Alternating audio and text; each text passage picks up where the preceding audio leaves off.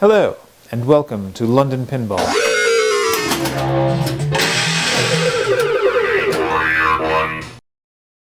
Okay, so today we're going to do something a little stupid / special and unique. I recently purchased this 1970 Allied Leisure Wild Cycle, brand new in the box, has never been opened. I found it in a fun location in the middle of nowhere. A friend put me onto it, and I'm really excited to open it up and see what it's like inside. So, let's unbox this thing! Full disclosure, I have opened the top and looked inside just to make sure there were no animals living in it. The place where it was located was in a location where animals had been. Fortunately, it had not been lived in by any raccoons or anything like that. There were other things that at this location that clearly had been lived in by raccoons. This was not one of them. So first I need to pull it out of the garage to open it up because the box lifts up like this. So let's do that. We got some favorite muscle here. There, it'll come out like this. Actually, you know what, Ray? Let me get where you are. I don't know. It's fairly heavy.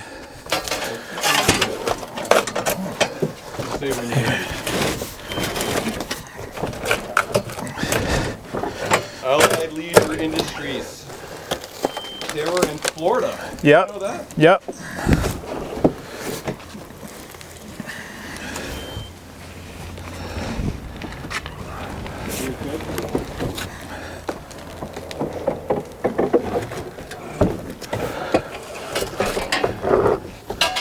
All right, now, I don't know how the light is, but once we get the box off, we'll roll her back in. Lighting's actually pretty good. Okay. All right, so Ray, you ready? Let the unveiling begin. Ooh.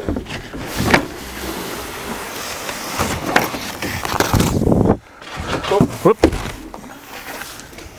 When did you say this was? 1970. Here's the front. That's older than you. Older than who, me? Yeah. Yes, it is. Not older than Ray. I was going to say, unfortunately, not older than me. Okay, give her a push there, Ray.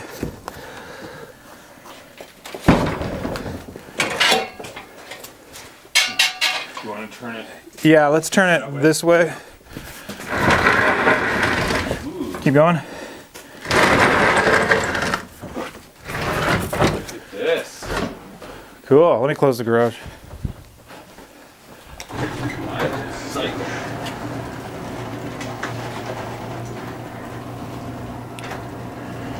Neat.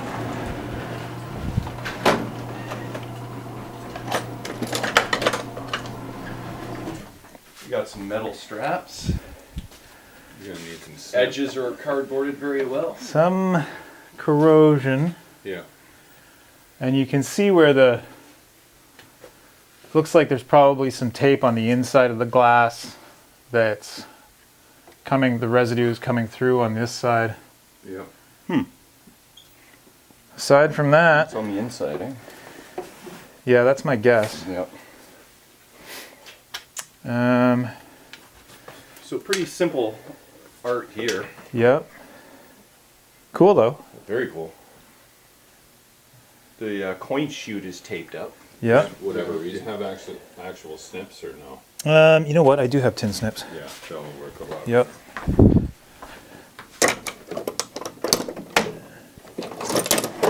Takes quarters.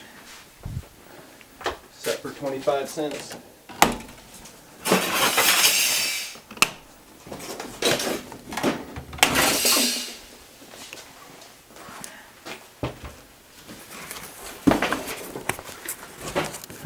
Here, let's just throw those. You know how many of Back these they here. made? I have no clue.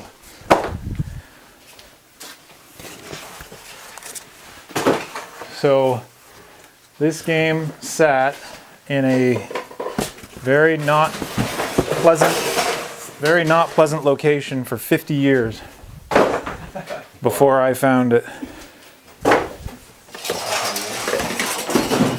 Does it come with the fragrance of Yeah, it doesn't Not too bad. smell too bad.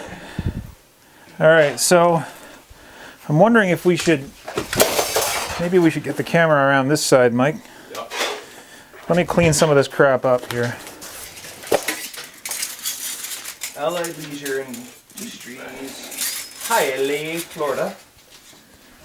115 volts, 3 amps, model number Fit in the coin. Is that why the coin box is taped up? Yeah, so here's our keys. 50-year-old tape. Yeah, 50-year-old tape. Crumbles in my hands. Ooh, cool. You got 3, 4? 4 keys. Oh. Nice. Okay. So there's no locks on the front that I can see. I was gonna say that. Coin rejector. So we got 4 keys for the back door, is that right? There and there. And there, yeah, that's right. Okay. I don't think we're gonna find any dead animals in here. I don't think so. No way to get in there. Nice. There is some mice Right. crap on top. Yeah. So hopefully there's no mice inside. Yeah. There's no real I don't see any way for them to get in. openings. Oh, there's 2 locks on the back. Yeah. Yeah.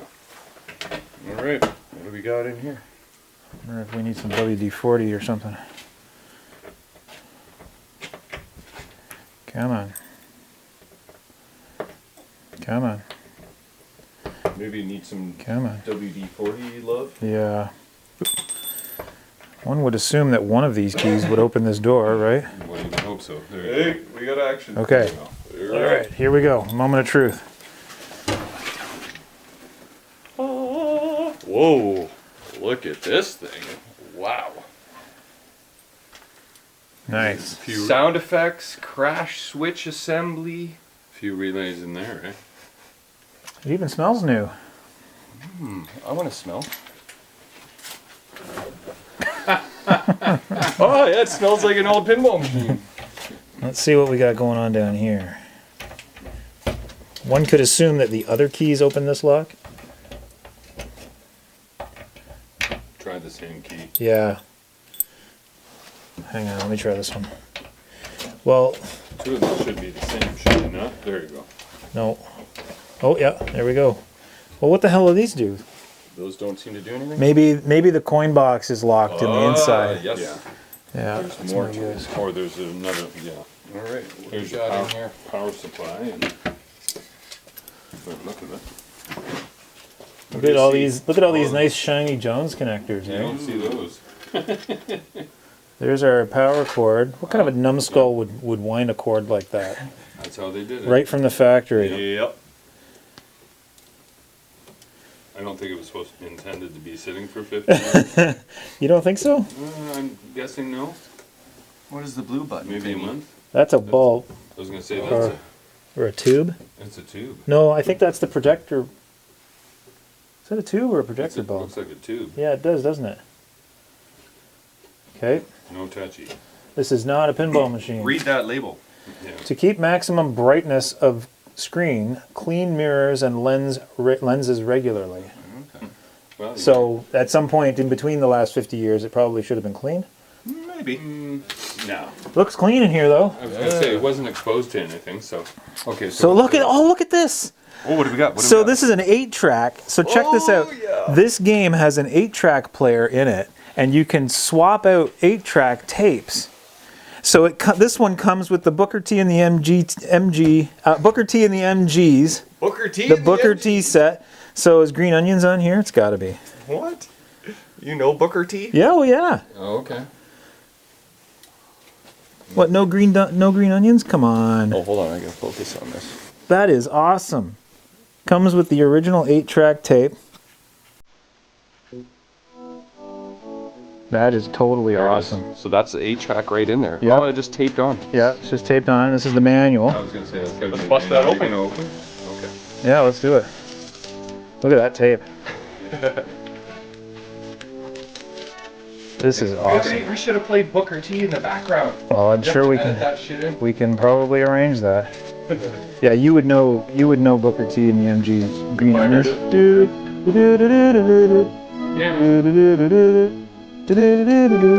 Yeah, I'll play it for you.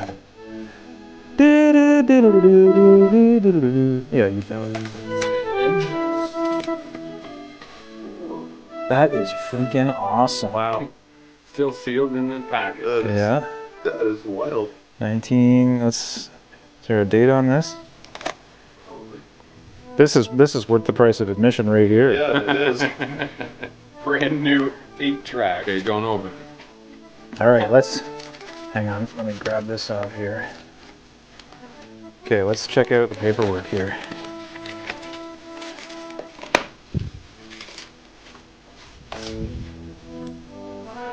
All right, let's see what we got. Brand new paperwork, 1970. All right, so we got the parts catalog. Look, it's even white. It hasn't aged at all. There you go. A lot of blank pages in there. Cool. Looks legible. Yeah. Cool, cool, cool. Okay. I'm guessing this is the schematic. No, hang on. Electrical components parts list. Oh, there's the schematic there. Oop. Oh, I ripped it. Oh, take you fired. You bought it. There's the schematic. Nice. Okay, let's see what else is in here. Anything? No, that's it. That's it. Okay. Okay. So we got schematic, we got the parts catalog, and we got Booker T and the MGs. All right. Cool. Now, come around here. Okay. So I'm just wondering how you open that front door, because I can't get to the front door from here at all. There's got to be a way to access. Oh, you know what? I'll bet you the key's right here. I'll bet you the lock's right here. There it is. Lock's on the side. That makes Turn sense. the machine a bit. Yeah, sure. Let's turn the machine a little bit. All right, slide over a remote.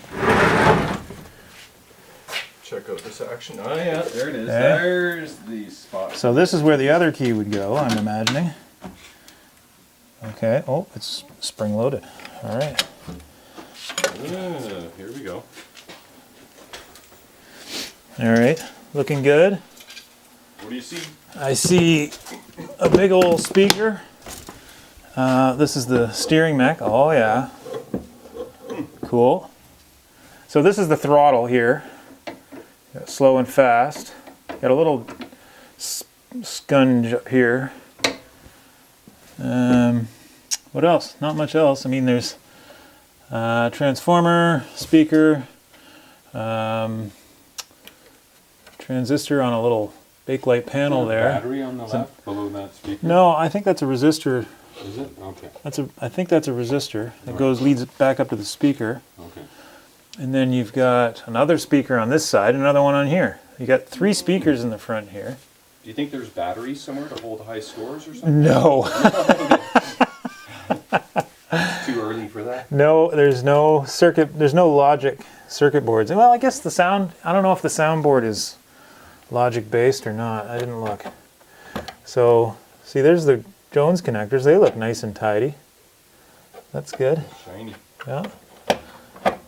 This is wild. All right, so should we turn it on? See what I happens? guess that's the next step. Here's the coin coin box. back. Here's the coin box. Box. And let's see what we got going on here. Looks like there's maybe something in there. Yeah, I'm gonna have a look. If I can get the tape off. 50-year-old tape. I was going to say the only tape that's actually holding it. So there's our coin box. We got goodies. Oop, magnet. Leg levelers. Oh, So we got, this looks like a coin, a pricing insert perhaps for the mechanism. some thick plexi. Yeah, it is, isn't it? I'll bet you that goes there if you wanted to price it differently. 50 cents. Maybe, let me have a look, or a dime, or 2 for 25 or something. Yep. Let's see what it says. Oh geez. Who would have thought the paper would stick so well after 50 years? Oh, what do we got? What do we got? Come on, PL. come on. Oh, you nailed Two it. plays for 25. 2 for 25. For a quarter. Okay, I'm gonna put that back on like so. Scratch Okay, duty. and then you got leg levelers. All right, put that back in the box here.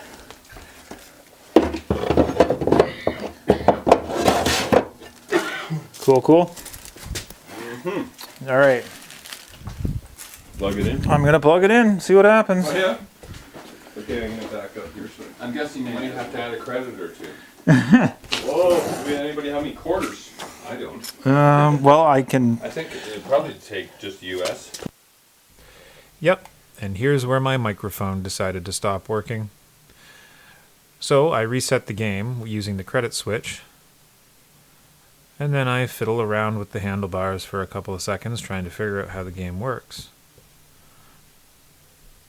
Ray rightly points out that maybe you need to select a track in order to get the game to start.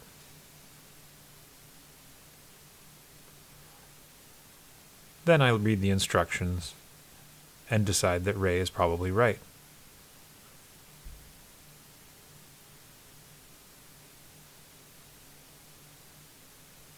Then I select a track. And the game starts. Of course, the motorcycle dude doesn't move right away because I didn't realize that I needed to move the motor along the track a couple of times to get things loosened up.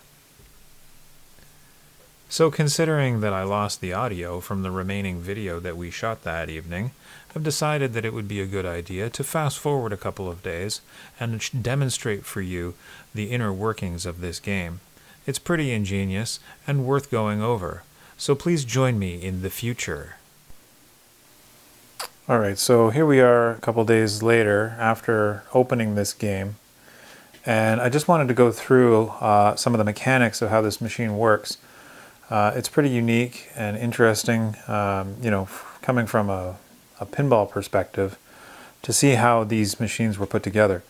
So you'll see in the back door here, let me make sure I'm in focus.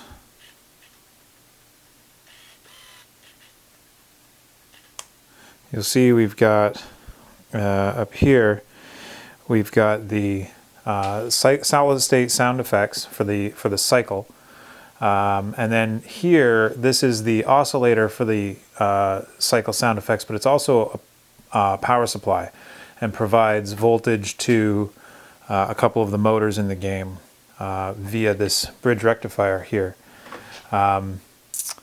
I replaced the original bridge rectifier on this machine with an upgraded 35 amp 400 volt bridge because within a few minutes of opening this machine, I managed to blow up the original bridge. I'm not entirely sure why that happened, but I quickly narrowed it down to being a bridge problem, replaced it with a nice new one, and we were back up in action pretty quickly. And then of course down here you've got these are sealed relays, much in the same way that a pinball relay, the same kind of idea. But they're sealed in plastic. You can get the plastic lid off if you need to, of course, and they can, you can pop them right out and replace them if necessary. They're pretty neat. There's a solenoid in there and 3 switches, and they have a make break.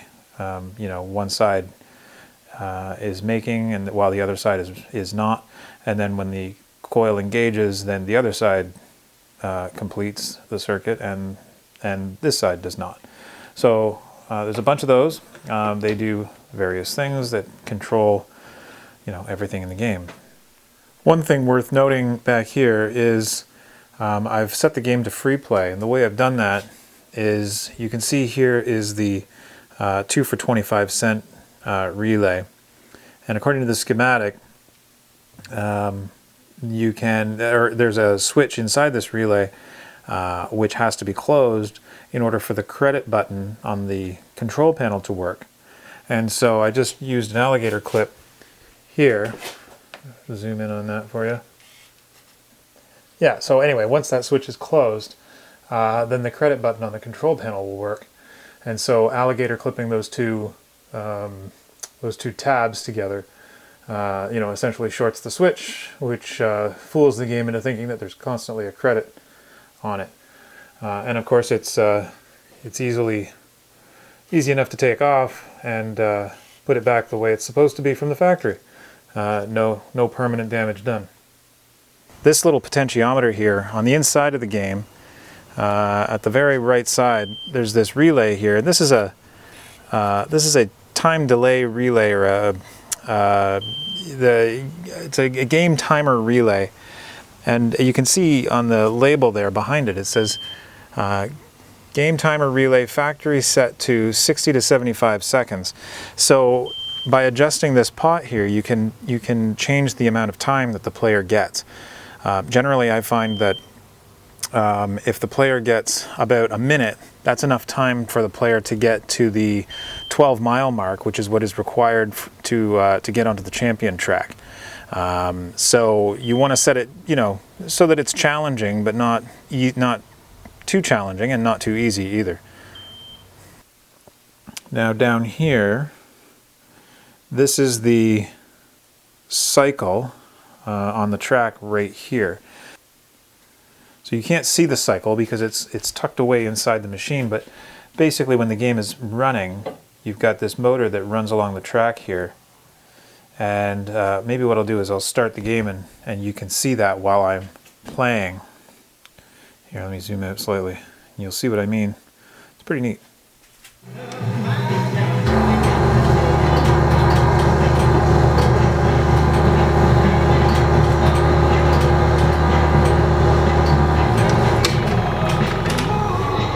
There's a large rotating disc right here. It's about the size, it's maybe a little bit bigger than a standard vinyl record. And there's a motor here that turns that disc. And printed onto the disc is the 3 tracks. There's the novice track, the daredevil track, and the champion track. And this motor here moves back and forth to allow the projector lamp to project the appropriate track up onto the screen, which is up here. There's a large screen right here. And now the way that works, I'm going to grab some light. See, there's the disc there, right there, and it turns like this on that motor right here. One thing to note is when I opened the game, and I didn't realize it at the time, this spring here was loose. It was not attached properly, and so the motor wasn't making proper tension against the disc, and so it wasn't turning very well, very efficiently. So once I realized what the problem was there, I just reattached that spring, and things got going again. This mechanism down here, this whole assembly can be removed from the game. I'm not going to remove it, but you can remove the whole thing. This whole dealio comes out, and it's attached to the machine via these Jones plugs here. Actually, there's only the one Jones plug that connects the assembly there.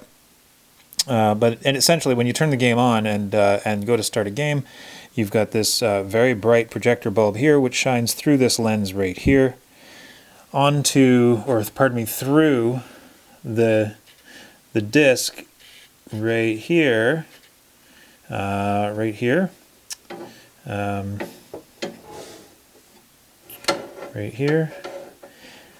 which shines then onto a mirror right here, and then onto another mirror down here, and then onto yet another mirror inside the game there, which then projects up onto this screen right here.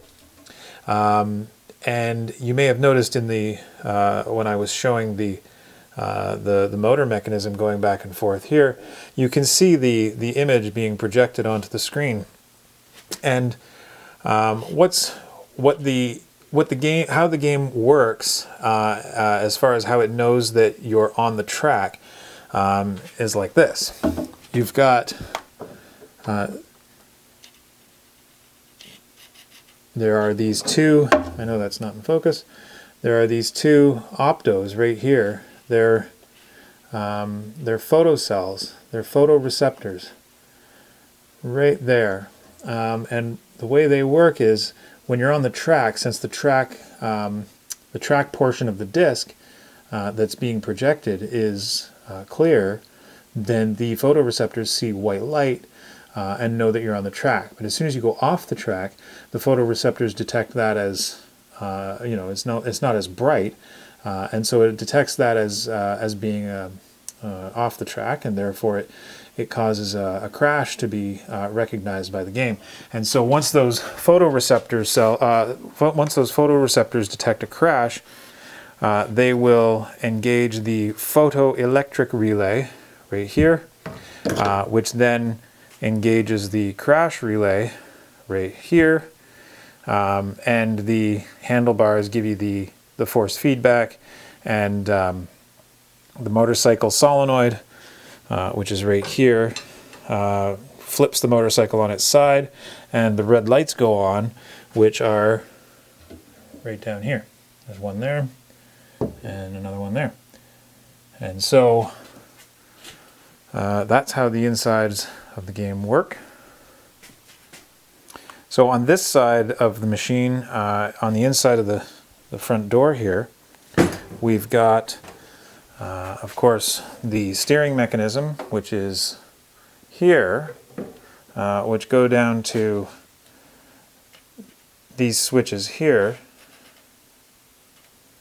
and activating either of those switches will activate the corresponding right and left relay in the back of the machine, which will in turn move your motorcycle dude left or right. And then this is the speaker for the motorcycle sounds. This is a large resistor which allows for you to adjust the volume of the motorcycle sounds. I don't know why they wouldn't just use a standard potentiometer, but there you have it. They've used a large resistor, and if you loosen this metal band off the resistor, you can move it along here to select the amount of volume you'd like for the cycle. When from the factory, it's full blast, and it's very loud. So this is actually at the lowest possible setting for volume for the cycle. Still quite loud. And then of course you've got a right and left speaker for the stereo sound as well. And of course coin box and all that good stuff. So anyway, I don't really have much else to say about Wild Cycle. It's a fun game. My kids love it. I remember a number of years ago when John's Jukes was selling a bunch of new-in-the-box machines, including Black Knight and some other pinball oddities. I remember thinking about how cool it would be to open a game, like any game, new in the box that was that old. And so when this opportunity came up to purchase this machine, even though I'd never heard of it, and I didn't care. I just wanted to have the opportunity to open up a machine that was that had been sitting in its box for 50 years. I think anybody would agree. If you're into this kind of thing, it's pretty cool and a unique opportunity, and I'm delighted to have had the chance. So I hope you've enjoyed this video. I know I've enjoyed going through this whole process, and I hope perhaps you learned something. That is all. Please keep your eyes peeled for the next video, and stay tuned. Have a great day. Talk to you later.